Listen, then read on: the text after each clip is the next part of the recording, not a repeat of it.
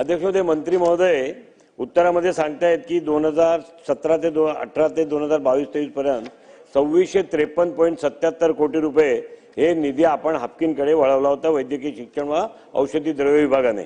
अध्यक्ष महोदय 1318 कोटी रुपये खर्च झाले। अध्यक्ष महोदय 2653 मधनं 1318 काढले तर 1335 कोटी राहिले पाहिजे, हे सांगतात 957 कोटी राहिले। अध्यक्ष महोदय राहिले पाहिजे। अध्यक्ष महोदय 2653 पैकी 1318 खर्च केले तर 1335 राहिले पाहिजे, हे म्हणतायत 957 कोटी राहिले। त्यापैकी 378 कोटी रुपये पैकी आता त्याच्यामध्ये परत 957 कोटी एवढा अखर्चित निधी शासनाकडे परत केला, उर्वरित 378।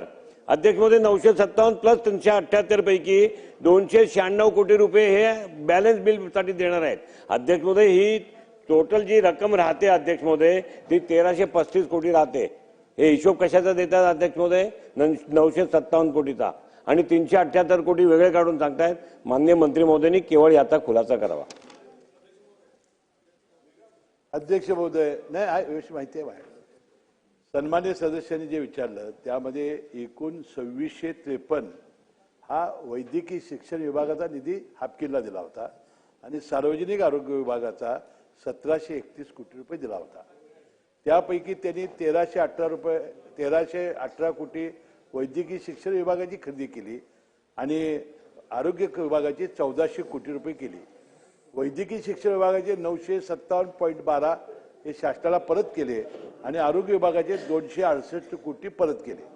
आता प्रलंबित देयके आहेत त्यांनी खरेदी केलेले ते 263 कोटी 296 कोटी जे आहेत तो त्यांच्याकडे पैसा आहे।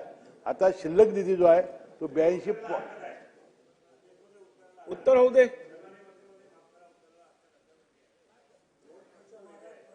अध्यक्ष महोदय हापकिन महामंडळाला वैद्यकीय शिक्षण व औषधी द्रव्य विभागाशिवाय सार्वजनिक आरोग्य व राष्ट्रीय आरोग्य अभियानाअंतर्गत पैसे दिले आहेत।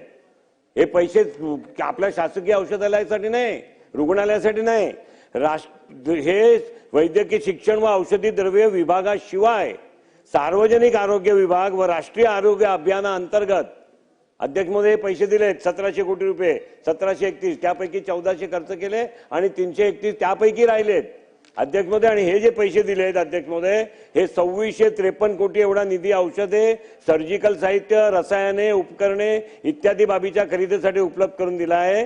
त्यापैकी 1318 कोटी खर्च झाले, 1318 कोटी खर्च झाले 2653 मधनं, तर 1335 कोटी राहतात। हा वेगळा वेगळा आहे अध्यक्ष महाराज। आणि म्हणून मंत्री महोदय या संदर्भामध्ये पाहिजे तर हा प्रश्न राखून ठेवा, त्यांना डिटेल्स विचारा अध्यक्ष महाराज, कारण याच्यामध्ये डिफरन्स फार मोठा आहे अध्यक्ष महोदय, डिफरन्स फार मोठा आहे। त्यांचं उत्तर पूर्ण होते आधी तुम्ही लोक उभे राहा। मी उत्तर करेक्ट दिलेलं आहे, त्यांनी पेन घेऊन बेरीज करावी त्याची।